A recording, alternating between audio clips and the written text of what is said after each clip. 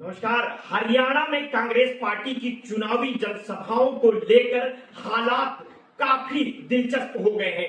एक तरफ बीजेपी सरकार के प्रति जनता में बढ़ती नाराजगी कांग्रेस के लिए उम्मीद की किरण लेकर आई है, तो दूसरी तरफ आंतरिक गुटबाजी के चलते पार्टी अपनी संभावनाओं को नुकसान पहुंचाने पर तुली हुई है। 2019 के विधानसभा चुनाव और हालिया लोकसभा चुनाव में भी कांग्रेस की गुटबाजी ने उसके प्रदर्शन को सीमित कर दिया था। हरियाणा कांग्रेस में एक बार फिर विभिन्न धड़े अपने अपने नेताओं को आगे बढ़ाने के लिए आपस में संघर्ष कर रहे हैं। ये स्थिति कांग्रेस के लिए चुनौतीपूर्ण हो गई है, क्योंकि राज्य में चुनावी हवा उसके पक्ष में बहती दिख रही है, लेकिन पार्टी की आंतरिक कलह उसकी इस बढ़त को कम कर सकती है। राहुल गांधी के नेतृत्व में पार्टी ने राष्ट्रीय स्तर पर कई मुद्दों को उठाकर जनता के बीच अपनी पकड़ मजबूत की है, लेकिन जब तक हरियाणा में गुटबाजी पर सख्त कदम नहीं उठाए जाते, तब तक कांग्रेस की ये बढ़त अस्थिर ही रहेगी। सीनियर जर्नलिस्ट शकील अख्तर कहते हैं कि कांग्रेसी जिस ठसक में रहते हैं, इसे केवल हाईकमान तोड़ सकता है। हरियाणा वो मौका है जहां वो सख्त मैसेज देकर गुटबाजी करने वाला कोई नेता बख्शा नहीं जाएगा। ये चुनाव कांग्रेस पार्टी लड़ रही है, कोई गुट नहीं। कांग्रेस की किसान समर्थक नीतियों, छोटे व्यापारी दुकानदार समर्थक नीतियों, युवाओं को नौकरी देने और हरियाणा के विकास के लिए ये चुनाव हो रहा है। हरियाणा कांग्रेस ने ही बनाया था 1966 में। हरियाणा में कांग्रेस ने कुछ अच्छा किया नहीं, वहां भाजपा सरकार ने बहुत बुरा किया। इसी का परिणाम है कि वहां कांग्रेस की स्थिति अच्छी मानी जा रही है, लेकिन सामने जीत देखकर राज्य की कांग्रेसी नेता बावले हो रहे हैं। सबको मुख्यमंत्री पद दिख रहा है और मुख्यमंत्री बनने के लिए अपने ज्यादा से ज्यादा लोगों को लड़ाना चाहते हैं। कांग्रेस हाईकमान ये मैसेज देने में लगातार असफल साबित हो रहे हैं कि वहां चुनाव कांग्रेस पार्टी लड़ रही है और बीजेपी के कुशासन के खिलाफ जो राहुल गांधी का अभियान रहा है, उसी की वजह से वहां कांग्रेस की हालात अच्छी दिख रही है। किसी छत्र की वजह से वहां लोग वोट नहीं देंगे, वोट मिलेंगे कांग्रेस के किसान समर्थक नीति से, अग्निवीर के खिलाफ राहुल की आवाज से, महंगाई, बेरोजगारी, सरकारी शिक्षा, चिकित्सा खत्म करने, छोटे व्यापारियों के उद्योग धंधे ठप होने, राज्य का गौरव पहलवान बेटियों के साथ नाइंसाफी होने जैसे मुद्दों पर राहुल के नाम पर कांग्रेस जब तक ये मैसेज देने में कामयाब नहीं होगी, तब तक छत्रप अपने आप को 30 मार खा बताकर आपस में लड़ते रहेंगे। कांग्रेस राजस्थान का उदाहरण याद नहीं कर रही है, वहां केवल और केवल गुटबाजी की वजह से वो हारी। ये संयोग ही है कि वहां के इंचार्ज होने के नाते उस गुटबाजी को बहुत झेले अजय माखन अब हरियाणा की स्क्रीनिंग कमेटी के अध्यक्ष है और वे पिछले कई दिनों से लगातार हरियाणा के नेताओं और वहां के चुनाव लड़ने के इच्छुक लोगों से मिल रहे हैं। कांग्रेस के टिकट वितरण करने वाली सर्वोच्च समिति की बैठक है।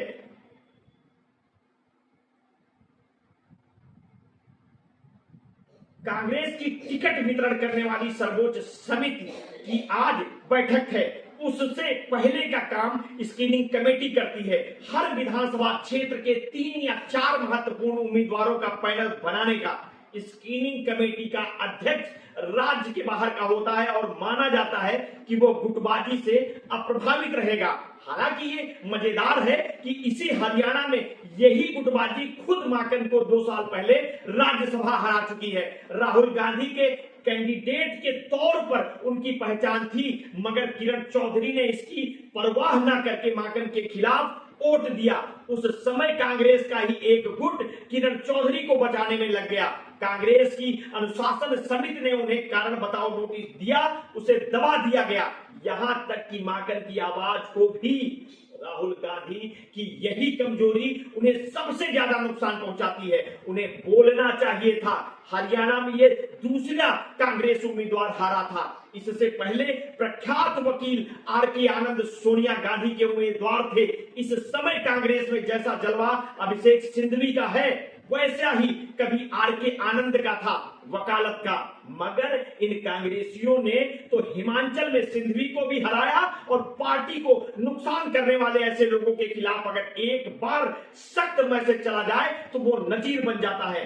किरण चौधरी को अगर उस समय ही पार्टी से निकाल दिया गया होता तो आज बीजेपी भी उन्हें नहीं लेती, मगर अब बीजेपी ने किरण चौधरी को राज्यसभा सदस्य दे दिया, बेटी को विधानसभा लड़वा रही हैं। लेकिन इसके बाद भी कांग्रेसी ये मानने को तैयार नहीं है कि किरण चौधरी ने कांग्रेस के साथ विश्वासघात किया।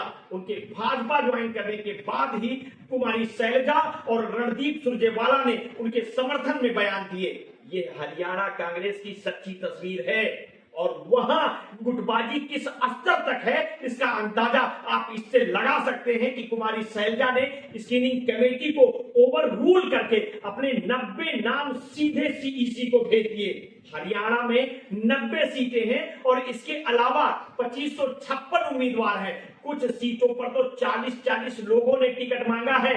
ऐसे में 3-4 लोगों का पैनल बनाना एक मुश्किल काम है, मगर फिर भी स्क्रीनिंग कमेटी ने कुछ सीटों पर सिंगल नाम तक जैसी गढ़ी सांपला, किरोई से पूर्व मुख्यमंत्री भूपेंद्र सिंह हुड्डा जैसे कुछ और नाम तय कर दिए हैं, मगर अधिकांश सीटों पर स्क्रीनिंग कमेटी पर भारी दबाव है।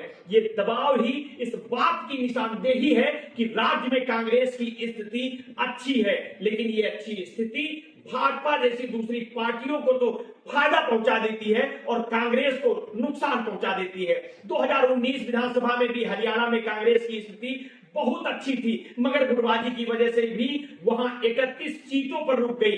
स्पष्ट बहुमत भाजपा को भी नहीं आया, वो भी 40 पर रुक गई, मगर जोड़ तोड़ करके उसने सरकार बना ली। उस चुनाव में अगर कांग्रेस के छत्रप आपस में नहीं लड़ते तो कांग्रेस जीत सकती थी। ऐसा ही अभी लोकसभा चुनाव में उसने सबसे अच्छा प्रदर्शन हरियाणा में किया, आधी सीटें जीती, मगर यहाँ आधा सच है। अगर मिलकर लड़ते तो ये आधी मतलब 5 सीटें 8 हो जाती। सोचिए 10 में से 8, मगर कांग्रेस को जनता जिताना भी चाहे तो अड़ जाती है कि अच्छा तुम यानी जनता हमसे भी ताकतवर हो गए, हम नहीं चाहेंगे और तुम हमें जिता दोगे। कांग्रेसी इसी ठसक में रहते हैं, इसे केवल हाईकमान तोड़ सकता है। हरियाणा वो मौका है जहां वो सख्त मैसेज देकर गुटबाजी करने वाला कोई नेता बख्शा नहीं जाएगा। ये चुनाव कांग्रेस पार्टी लड़ रही है, कोई गुट नहीं। कांग्रेस की किसान समर्थक नीतियां, छोटे व्यापारी दुकानदार समर्थक नीतियां और युवाओं को नौकरी देने और हरियाणा के विकास के लिए ये चुनाव हो रहा है। भाजपा 10 साल से है, राज्य में भी केंद्र में भी, कोई बहाना नहीं है। डबल इंजन की सरकार कहते हैं, मगर हरियाणा में किया क्या ये जनता को नहीं बता पा रहे हैं। नतीजा चुनाव डेट बढ़ा दो, लिंचिंग के समर्थन में आ जाओ, हिंदू मुसलमान शुरू करो और सबसे बढ़कर कांग्रेस की गुटबाजी से उम्मीद करो। इसके अलावा बीजेपी के पास और कुछ नहीं है। इससे खास बात यह है कि बाकी इशू का जवाब तो जनता दे रही है। वो हिंदू मुसलमान के एजेंडे से बहुत दूर आ गई है, अपने वास्तविक सवालों पर बात कर रही है, मगर एक चीज का जवाब खुद कांग्रेस को देना पड़ेगा, गुटबाजी का। अभी बहुत समय है। राहुल एक सख्त बयान सारे गुटबाज नेताओं के तेवर ढीले कर देगा। अभी लोकसभा चुनाव में नेता प्रतिपक्ष बनने के बाद उनके 2 भाषण हुए और भाषणों के सरताज माने जाने वाले प्रधानमंत्री मोदी के पास उनकी एक बात का जवाब नहीं था। राहुल ने यहां तक दावा कर दिया था कि अब मेरे किसी भाषण के दौरान प्रधानमंत्री सामने बैठेंगे नहीं। अभी तीसरी बार प्रधानमंत्री बने, मोदी को 3 महीने नहीं हुए हैं और एक के बाद एक कई फैसले उन्हें वापस लेने पड़े और महाराष्ट्र में चरणों में मस्तक रखकर माफी मांगता हूं जैसे बोलना पड़ा है। ये राहुल इंपैक्ट है, मगर इसका असर पार्टी में होना चाहिए। सत्ता पक्ष में खलबली मचाना तभी सार्थक होगा जब खुद उनकी पार्टी एकजुट होगी। यहाँ गुटबाजी पर काबू होगा। हरियाणा टेस्ट केस है, अगर यहाँ कर दिया तो हर राज्य में संदेश चला जाएगा और अगर यहाँ राजस्थान जैसे ढीले पड़ गए तो रिजल्ट भी वैसा ही आ सकता है। खैर, आगे की जो भी अपडेट्स होंगी हम आपको समय समय पर देते रहेंगे। आपने अगर अभी तक हमारे इस चैनल को सब्सक्राइब नहीं किया है तो तत्काल कर लीजिए, बेल आइकन दबाना ना भूलिए। अपने स्वास्थ्य के प्रति सचेत रहिए, सजग रहिए, अपना ध्यान रखिए। बहुत बहुत धन्यवाद, साधुवाद।